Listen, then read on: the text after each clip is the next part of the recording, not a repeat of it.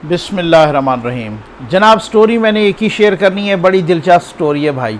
वैसे खान साहब की हिम्मत को तो मैं दाद देता ही देता हूँ, लेकिन आगे जो तालियां बजा रहे होते हैं, जो मालशिया पालशिया, जो चमचे जो मुल्क के अंदर हैं या जो मुल्क के बाहर बैठे हैं माजरत के साथ, उन चमचों की हिम्मत को भी दाद देना पड़ेगी। आप यकीन कीजिए कि जहाँ पर जो कुछ कहा जाए, जो कुछ किया जाए, मिन वन आंखें बंद करके तस्लीम किए जाओ। जनाब, 3 साल कारकर्दगी, इस पे एक मैंने किस्त इनकी फॉरेन पॉलिसी पे वो की थी, उसके बाद अगली भी किस्तें आएंगी। 3 साल कारकर्दगी हुकूमत जश्न मना रही है जनाब, ढोल पीट रही है, तकरीबात हो रही हैं जैसे दूध और शहद की नहरें बह गई हों। मैं तो फैक्ट्स एंड फिगर पे बात करूंगा ना, मैं तो दलील पे बात करूंगा। आदत मेरी नहीं है कि मैं किसी की वीडियो के जवाब में, लोग मेरी वीडियोस के जवाब में करते रहते हैं, लेकिन मेरी ये आदत नहीं है किसी की वीडियोस के जवाब में, क्योंकि अल्हम्दुलिल्लाह मेरे अपने पास बहुत सारे टॉपिक्स होते हैं। किसी की वीडियो सुनकर उसके जवाब में मैंने जवाब में करनी शुरू कर दी तो यकीन करें कचूमर निकाल दूंगा, इनसे कहें कि आप जवाब दें। फिर मकसद कहने का ये है कि कारकर्दगी शो करने के लिए तमाम अखबारात में जनाब इश्तिहारात दिए गए, ठीक है। उन इश्तिहारात में इंडिया से उठा के तस्वीरें लगाई गई। अच्छा, वो मरियम औरंगजेब साहबा जो नून लीग की तर्जुमान भी हैं, उन्होंने ट्वीट किया, भाई इन्होंने तो इंडिया को बाकायदा उन्होंने उस वेबसाइट का नाम भी लिखा, imagesbazaar.com। अच्छा, इन्होंने जितने इश्तिहार दिए हैं ना, मैं व्यूअर्स को ओपन दावत देता हूं, ठीक है। आप ऐसा करें, वो इश्तिहारात लें, आसान सा तरीका है ना, उन इश्तिहारात को जो है ना, उनकी वो जो तस्वीरें इस्तेमाल हुई हैं उनकी वेरिफिकेशन के लिए गूगल पे डालें, वो आपको नज़र आ जाएगा किस किस वेबसाइट से ली गई हैं और कैसे कैसे उन्होंने ली हैं।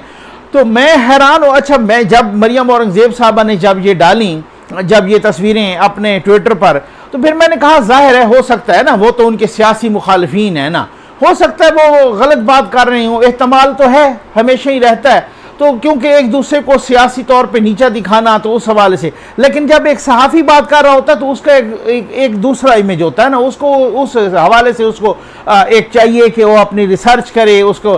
तो वो फिर मैंने ना कोई 2, 4, 5, 6 इसी तरीके से उन तस्वीरों को जैसे ही गूगल पे डाला, वो आ जाता था कि जनाब ये वाली सूरत हाल है, यहाँ से ये इंडिया के। अच्छा, जितनी तस्वीरें हैं ख़वातीन और हज़रात की, वो भी इंडिया की।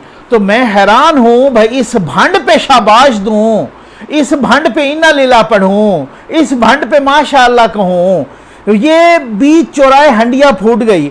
यानी आपकी अपनी कारकर्दगी अगर इतनी कोई शानदार होती, और मैं समझता हूं कि ये जो लोग बैठे हैं ना सोशल मीडिया पे और डिजिटल मीडिया पे, और जनाब बड़े वो फोटोशॉप के माहिर हैं, कभी किसी सहाफ़ी के साथ कुत्ते का सर लगा देना, कभी किसी सियासतदान के साथ कुत्ते का, बिल्ली का सर लगा देना, कभी किसी के साथ गधे का सर लगा देना। ये इस काम के तो बड़े माहिर हैं माशाअल्लाह मेरे तहरीक इंसाफ के डिजिटल मीडिया वाले, ठीक है, जो डिजिटल मीडिया पर हमारे टैक्स के पैसों के करोड़ों लग गए हैं, वो उस पर मैं वीडियो कर चुका हूँ, ठीक है। लेकिन उसके बावजूद भी वो खुदा के बंदो, कम अज कम जब ऐसी बात किया करो तो भांडता न मारो। आप 3 साल कारकर्दगी के जश्न मना रहे हो, आपने तमाम अखबारात में तस्वीरें दे दी, वो तस्वीरें आपने इंडिया से उठा ली। क्या अपनी कोई तस्वीर आपको नजर नहीं आती थी? अपनी कोई तस्वीर आपको नहीं मिली? अपने खेतों की तस्वीर नहीं मिली? असल में हुकूमत ने ना, हमने इस शोबे में बड़ी तरक्की की और उस सारे शोबों की उठा के तस्वीरें ज़राअत से लेकर सारी तालीम तक सब की सब जो है ना इंडिया की लगा दी। वो पाकिस्तान की उनको तस्वीरें नहीं मिली। ये मैं कहता हूँ एक्सप्लेनेशन काल होनी चाहिए वज़ीर आज़म साहब की तरफ से, लेकिन शायद उन्होंने पहले भी नहीं किया। वज़ीर आज़म साहब को आपको मालूम है कि उन्होंने वो एक दफ़ा याद है ना कि टैगोर का काल अपना कौल खलील जिब्रान के मत्थे मार दिया था। वो रविंद्रनाथ टैगोर का जो कौल एक जो है ना, उन्होंने खलील जिब्रान के मत्थे मार दिया था। आखिर जाहिर है वो भी तो इनको वज़ीर आज़म साहब को किसी ने सोशल मीडिया या इनके डिजिटल मीडिया सेल ने दिया होगा ना। एक दफ़ा आपको याद है कि एक गैर मारूफ शायर की शायरी उन्होंने अल्लामा इकबाल के मत्थे मार दी थी, याद तो है ना आपको? ठीक हो गया। अच्छा, आप यकीन कीजिए कि उस शायरी में अगर कुछ थोड़ा बहुत भी जिसका शगफ हो, और वज़ीर आज़म साहब तो कहते हैं मैं तो इकबाल को आइडियलाइज करता हूँ, मैं तो इकबाल को पढ़ा है, मैंने तो अल्लामा इकबाल का ये, यानी यूँ समझ लें कि जैसे उन्होंने अल्लामा इकबाल के एक एक लफ्ज़ को कंगाला हो। उस शायरी में वज़न ही ठीक नहीं है, ठीक हो गया ना, उस शायरी में वजन ही ठीक नहीं था, तब भी जनाब वज़ीर आज़म साहब ने फरमाया कि ये अल्लामा इकबाल की शायरी है और ये नौजवानों के लिए बड़ी मशाल राह है। पता चला कि ये तो उनकी शायरी है ही नहीं, ये किसी और शायरी। तो ये इसी तरह का डिजिटल मीडिया देता रहता है। क्या शायद हो सकता है डिजिटल मीडिया ने ही मशवरा दिया हो कि जब शब बारात गुजर गई तो वज़ीर आज़म साहब ने कहा कि आप जो आ रही है शब बारात, इस पर कौम से दुआओं की अपील है मुल्क के लिए, तो लोगों ने कहा जी वो तो गुजर गई है। तो अब बात देखें, ये है डिजिटल मीडिया के कमालात। वैसे मैं सोच रहा था कि अगर तहरीक इंसाफ अपनी पाकिस्तान की तस्वीरें लगाती तो फिर क्या लगाती। मैं एक सवाल है ना, आपके जहन में भी आया होगा, फिर वो लगाती जनाब के चीनी 120 रुपए किलो है, इस तरह लगाती ना। पेट्रोल मुल्क की तारीख की बुलंद तरीन सतह पर, आटा 90 रुपए किलो, ठीक, यही लगाती ना। LNG मुल्क बुलंद तरीन सतह पर, दवाइयाँ 400% महंगी। मैं वो एक अनवर मसूद साहब है ना, अनवर मसूद साहब का मैं एक वो कॉल पढ़ रहा था, उनके वो बड़े मज़े मज़े के वो आते रहते हैं कोटेशन टाइप। तो वो कह रहे थे कि भाई यार भाई असल मसला ये है कि जो दवाइयाँ हैं वो 3 साल में 10 दफ़ा महंगी हो। वैसे 10 दफ़ा महंगी नहीं, ये जो अभी रिसेंटली हुई हैं 3 साल में दवाइयाँ 11 दफ़ा महंगी हुई हैं। तो ये मैं आता हूँ वज़ीर आज़म साहब की तकरीर पर भी आता हूँ, तो उन्होंने कहा कि ये 3 साल में 10 दफ़ा दवाइयाँ महंगी हुई हैं। तो जिसमें शुगर की दवाइयाँ भी हैं, ब्लड प्रेशर की भी हैं, और भी एंटीबायोटिक भी हैं, मुतअद्दिद दवाई। मेरे ख्याल दवाई को रह नहीं गई जो महंगी ना हुई हो। 400% महंगी, यानी 300 गुना महंगी कर दी गई हैं वो दवाइयाँ। तो वो कहते हैं कि इससे तो ये साबित होता है कि खान साहब चोर पकड़ने नहीं आए थे, बल्कि चोर खान साहब को लाए थे। ये इस बात में बड़ा वजन है भाई, ठीक हो गया ना। यानी मैं आपको कहता हूँ ना कि मैं माज़रत के साथ कहूँगा कि जो मुल्क के अंदर चमचे बैठे हैं या जो मुल्क के बाहर चमचे बैठे हैं, माज़रत के साथ, वो मुझे इस बात का जवाब दें कि अगर वो इतने कोई खाते पीते घरानों से हैं और अमीर कबीर हैं तो अल्लाह ताला उनको और दे, लेकिन क्या उनको गरीबों का एहसास नहीं है कि जिनके घर में मरीज हैं और जिनके जो दवा आज से 125 की मिल रही थी वो अब 600 की मिल रही है। तो क्या इस मैं समझता हूँ कि वो ख्वाजा आसिफ साहब वाली बात है, कोई शर्म नहीं रह गई, कोई हया नहीं रह गई, आटा खाने का नहीं रह गया गरीब की पहुंच से। अब दोबारा जनाब वज़ीर आज़म साहब ने फिर तकरीर में फरमाया कि घबराना नहीं है, ठीक हो गया ना। यानी 3 साल बाद भी वो फरमा रहे हैं कि घबराना नहीं है, अभी मुश्किल वक्त टला नहीं है, ये मुश्किल वक्त आता रहता है। उन्होंने पूरा जनाब रियासत मदीना और वो सारा कुछ वो किया कि जनाब के वो देखें उस पर भी बड़ा मुश्किल वक्त आया था। यानी कि अभी भी कौम को कह रहे हैं कि अभी भी अब यानी कि वो जैसे नहीं कहते जागते रहना, साढ़े इतना रहना, ठीक हो गया ना। यानी आपने खुद ही जागते रहना, मुश्किल वक्त ही वो करना है। भाई मुश्किल वक्त रियासत मदीना में आया था, ये मैं भी मानता हूं कि रियासत मदीना पे मुश्किल वक्त आया था, ठीक है ना। लेकिन बात यह है कि उस मुश्किल वक्त में जिनकी आप मिसालें दे रहे हैं ना रसूल मकबूल सल्लल्लाहु अलैहि वसल्लम की, तो वो ये है कि कोई पेट पे एक पत्थर बांधता तो वो 2 बांधते थे। आप रह रहे हैं 300 कनाल के बनीगाला के महल में, आप दिन में 2 मरतबा हेलीकॉप्टर पे आते जाते हैं, तो फिर 4 मरतबा हेलीकॉप्टर के फेरे लगते हैं। आप इस तरह का नीचे से आते हैं तो प्रोटोकॉल ही प्रोटोकॉल, हर एक चीज़ में आपने यू टर्न ले लिया। अब आप कहते हैं मदीना की रियासत में जो रसूल पाक सल्लल्लाहु अलैहि वसल्लम थे या सहाबा कराम थे या अहले बैत उज़ाम थे या जो भी थे साथ, वो भी उसी तरीके से जो आम आदमी की हालत थी उनकी भी वही हालत थी। अगर किसी के घर में कोई राशन नहीं होता था तो मेरे रसूल पाक के घर में भी नहीं होता था। ये नहीं है कि आप मौजें करें, आपके घर में 1 सेकंड के लिए बिजली न जाए, पूरा मुल्क जो है ना लोड शेडिंग के अजाब से गुजरे, आपको गैस की प्रॉब्लम हो नहीं, आपको गैस के बिजली के इनके बिलों की फिक्र ना हो, आपको ट्रांसपोर्टेशन की फिक्र ना हो, बाकियों को आप रियासत मदीना का लॉलीपॉप दे के खैर से उनको बेवकूफ बनाएं। वो कहते हैं ना कि आप थोड़े से लोगों को बहुत वक्त के लिए तो बेवकूफ बना सकते हैं, बहुत से लोगों को थोड़े वक्त के लिए भी बेवकूफ़ बना सकते हैं, लेकिन सारे लोगों को सारे वक्त के लिए बेवकूफ़ नहीं बना सकते। सारी बात यह, अब 3 साल गुजर गए हैं, 4था साल शुरू हो गया है, अब इंतखाबात आने वाले हैं। अब ये पिछड़ों पे मलबा डाल के इस तरीके से पतली गली से नहीं निकला जा सकता। अब बार बार कहें कि घबराना नहीं है। वज़ीर आज़म साहब ने कहा है नई टीम है। मैं एक एक नुक्ते का तजिया करूंगा भाई। वज़ीर आज़म साहब को घबराइएगा नहीं, आपने भी घबराना नहीं है, ज़रा सुनना है कि उन्होंने कहा कि नई टीम थी, हमें तो तजर्बा ही नहीं था। तो ये जो हमने सुना था भाई 200 लोगों की टीम हमारे पास जहाज तो तैयार है, बस हमने तो आके ऐसे ही दूध और शहद की नहरें बहा देनी है। वो टीम किधर गई? और उसके बाद जनाब उन्होंने फौज की तारीफें की, माशाअल्लाह। उन्होंने कहा माफिया फौज के पीछे पड़ा हुआ है। अच्छा खैर, खुद भी माना कि मैंने भी तनकीद की है, ठीक है ना, लेकिन इसका मतलब ये थोड़ी है कि आप पीछे पड़ जाएं भाई। और साथ कहा कि जमहूरी हुकूमत को कह रहे हैं कि जी गिरा दें, फौज को कह रहे हैं कि गिरा दें। भाई तो फौज नहीं गिराएगी ना। मकसद कहने का यह है कि आप बजाय इसके कि उनको दोष देने के आप इत्मीनान रखें ना। लेकिन बात यह है कि फौज सबकी है माशाअल्लाह, फौज हमारा फख्र है, हर किसी का है। वो सिर्फ वज़ीर आज़म का फख्र नहीं है, वो पूरे पाकिस्तानियों का फख्र है। अफवाज पाकिस्तान जिंदाबाद, पाकिस्तान जिंदाबाद। लेकिन सिर्फ आप फौज की तारीफें करके चीनी के रेट नहीं छुपा सकते। आप फौज की तारीफें करके जो कोरोना के 12 अरब में आपने घपले मारे हैं उनको नहीं छुपा सकते। जो 12 खरब में, सॉरी 12 अरब नहीं, 12 खरब में, जिनकी रिपोर्ट भी प्रिंट नहीं होने दी जा रही, आप दवाइयों के घपलों में फौज की तारीफ करके उनको नहीं छुपा सकते। आप फौज की तारीफ करके खैर से रिंग रोड का घपला नहीं छुपा सकते। ये घपले नहीं छुप सकते।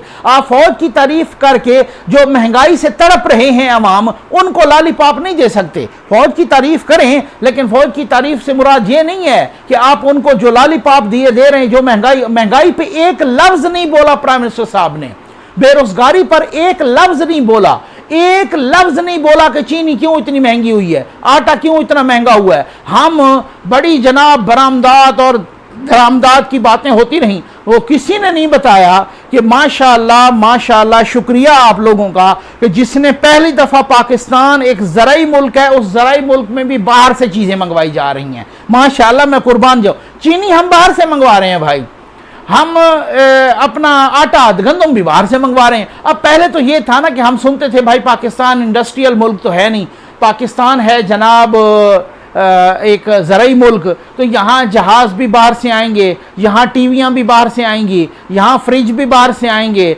यहाँ पर एसी भी बाहर से आएंगे, यहाँ पर कारें भी बाहर से आएंगी, यहाँ पर मोटरसाइकिल भी बाहर से आएंगे। सबको ये तो एक समझ में आने वाली बात है ना कि हम नहीं बनाते, ठीक होगी, इंडस्ट्रियल मुल्क नहीं है। लेकिन चीनी अपनी होगी माशाअल्लाह, कपास अपनी होगी माशाअल्लाह, ठीक होगी ना, गंदम अपनी होगी। अब ये पहली दफ़ा हुआ है कि हम गंदम और चीनी भी बाहर से मंगवा रहे हैं, और पता नहीं लाखों टन बाहर से मंगवा रहे हैं। और जो बाहर से आती है बीच वो उसकी कीमत और भी बढ़ जाती है, क्योंकि वो फिर आपको पता है कि उस पर बहुत कुछ ज़र मुबादला खर्च होता है। ये हालात हैं, ये वो फैक्ट्स एंड फिगर हैं। जो कहा जा रहा था कि फिर हमने तो बड़ा संभाला था मईशत को, लेकिन वो खैर से नगोड़ गया कोरोना आ टपका।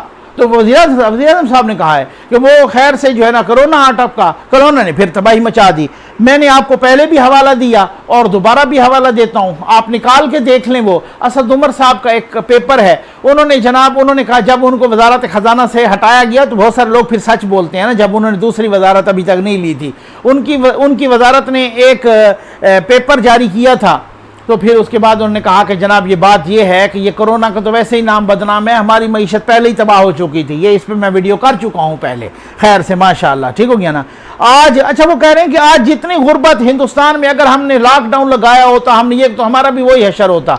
मैं हैरान इस बात पर हूँ कि हमारे वज़ीर आज़म साहब को अंदाज़ा ही कोई नहीं है कि पाकिस्तान में कितनी गुर्बत है। फॉरेन करेंसी रिजर्व उन्होंने कहा कि जी 16.4 अरब डॉलर से हमने 27 अरब डॉलर तक पहुंचा दी। वो मुझे डॉक्टर फ़ारूक नसीम साहब का, सॉरी डॉक्टर फ़ारूक साहब जो हैं उनका वो एक ट्वीट याद आ रहा है। वो कह रहे हैं कि जनाब फ़ारूक सलीम साहब, वो कह रहे हैं कि जनाब जी जितने रिजर्व्स हैं, आप इसमें से सऊदिया के 2 अरब डॉलर कर्जा है ना, यूएई के 2 अरब डॉलर, ठीक है ना, चाइना के 3 + 3 6 अरब डॉलर, IMF का 7 अरब डॉलर, और पता नहीं को और भी उन्होंने लिखा, ये सारे निकाल लें तो ये हमारे रिजर्व माइनस में जाते हैं। ये तो कोई बताता नहीं है ना कि जनाब ये हमारे रिजर्व ऊपर इसलिए गए हैं कि हमने इस तरीके से कैसे कैसे कशकोल में भीख मांगी है, और वो सारा कर्जा है दूसरों का, हमारे अपना क्या कमाल है उसमें।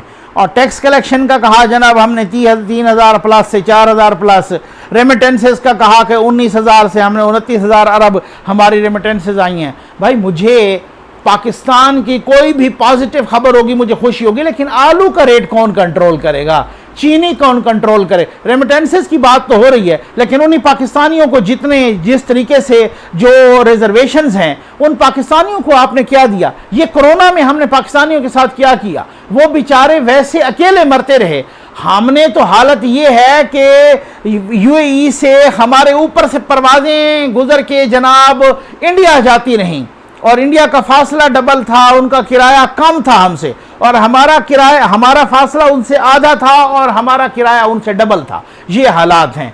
अमेरिका से लाने के लिए हमने पाकिस्तानियों को माशाअल्लाह माशाअल्लाह खैर से वो 10 गुना ज्यादा टिकट्स पे ले आए। ये हमने एक मोबाइल तक उनको लाने की इजाजत नहीं है। ये है। अब उसके बाद कारों की सेल पर कहा जनाब, कारों की अब इस पर मैंने अलग से वीडियो करनी है, और वो वीडियो करूंगा इंशाल्लाह कि आप याद रखेंगे कि कारों की सेल को वो मैयर कर रहे हैं कि जनाब अब गरीब खत्म हो गए हैं क्योंकि कारें लेने शुरू। इस पर वादा रहा इंशाल्लाह ये जल्दी वीडियो आएगी इस पर। रियासत मदीना में फरमाया कि कोई कानून से बालातर नहीं है, और तुमसे पहले कौमें, वही वाली हदीस दोहराई कि तुमसे पहले कौमें इस वजह से तबाह बर्बाद हुई कि जब उनका कोई बड़ा करता चोरी या कोई गलत काम तो उनको छोड़ दिया जाता, और वो छोटा वो फिर वो मेरी बेटी भी चोरी करेगी, वो सारी बातें जो उन्होंने रूटीन में करनी होती हैं। ठीक है, लेकिन सर ये जो खुसरो बख्तियार साहब की बात आई वो भी आपके साथ बैठे हैं। ये जो खैर से मुने सिलाई साहब की बात आई चीनी स्कैंडल में, वो भी आपके वजीर हैं।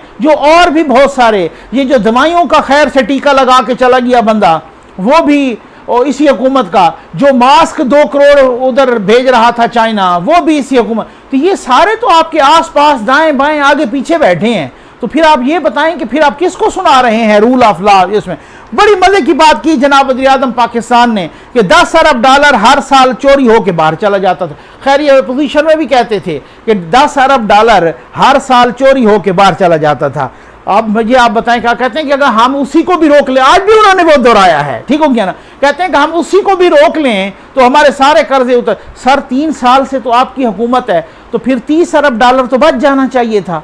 हमने IMF के गिरटे गोडे पकड़ के ये जनाब उनसे 6.5 अरब डॉलर या 7 अरब डॉलर मांगा, भीख मांगी। इसी तरीके से सऊदिया के गिट्टे गोडे पकड़े, यूएई के गिट्टे गोडे पकड़े, चाइना की मिन्नतें की सब। तो ये हमने मिल मिला के सारा जो 21-22 अरब डॉलर इकट्ठा किया है, ठीक हो गया ना। तो इससे तो मुराद ये है कि आप वही 10 अरब डॉलर जो चोरी हो रहा, क्योंकि अब तो चोर चले गए हैं ना, आपके मुताबिक जो चोर थे वो तो चले गए। तो अगर 10 अरब डॉलर की चोरी आप बाहर जो जा रही है वो आप रोक लेते तो आपके पास तो 30 अरब डॉलर था। तो फिर ये बताने की क्या जरूरत है, ठीक है ना। तो आप रोकते। आप आज कह रहे हैं कि एंटी करप्शन ने भी इतना रिकवर किया और नैब ने भी इतना रिकवर किया और हमने एहसास प्रोग्राम भी किया।